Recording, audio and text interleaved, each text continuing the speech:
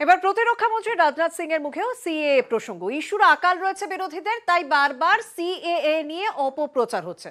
Network 18 এর managing director Rahul যোশীর সঙ্গে exclusive সাক্ষাৎকারে অভিযোগ প্রতিরক্ষা মন্ত্রী রাজনাথ সিং এর।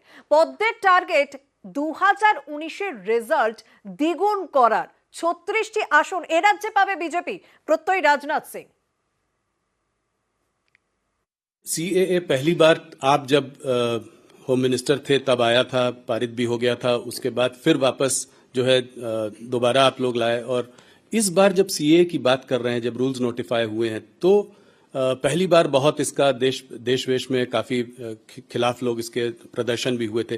इस बार इतना कुछ हुआ नहीं, तो क्या आपको लगता है लोगों की अब ये समझ में आ रहा है? देखिए, मैं समझता हूं कि सबसे बड़ा संकट यदि विपक्ष के पास है तो सबसे बड़ा संकट है उनके पास मुद्दों का अकाल है। अब इसको लेकर तरह तरह की गलतफहमी पैदा करने की कोशिश जो है विपक्ष के द्वारा की गई है, लेकिन मैं विश्वास के साथ कह सकता हूं कि इस सिटीजनशिप अमेंडमेंट एक्ट के कारण किसी की नागरिकता समाप्त नहीं होने जा रही है। कल ममता बनर्जी ने कहा है कि लोग वोट नहीं दे पाएंगे जब ये हो जाएगा, तो और उसके पीछे डीएमके ने भी कहा है कि इसको हम होने नहीं देंगे। हेल्दी डेमोक्रेसी में इस तरीके से जनता को गुमराह नहीं किया जाना चाहिए।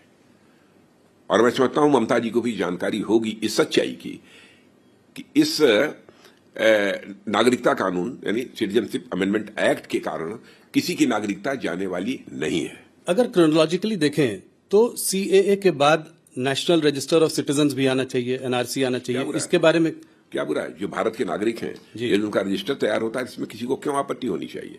चुनाव गर्म है, थोड़ा चुनाव पे बात करते हैं। 370 बहुत ही बोल्ड टारगेट, कहां से सीटें आएंगी? मैं पूरी तरह से कॉन्फिडेंट हूं कि 370 का भारतीय जनता पार्टी की सीटों के संबंध में कह रहा हूं, जो 370 सीटों पर भारतीय जनता पार्टी को विजय प्राप्त होगी, इसके संबंध में कहीं पर कोई शंका नहीं है। हम पूरी तरह से आश्वस्त हैं और एनडीए को 400 पार।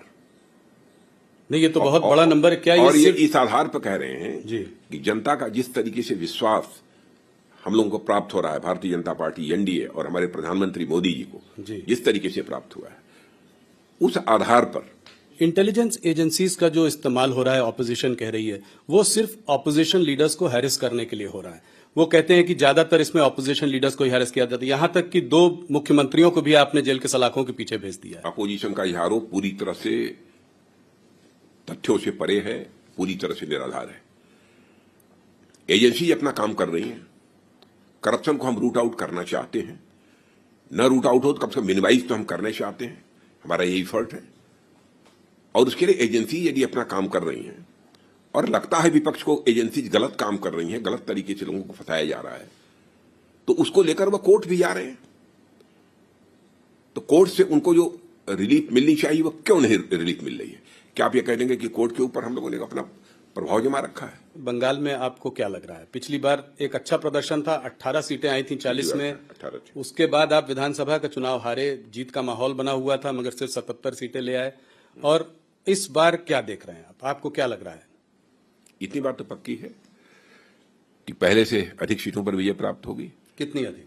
अब कोशिश हमारी यह है कि 18 का 36 कर लें। दुगनी?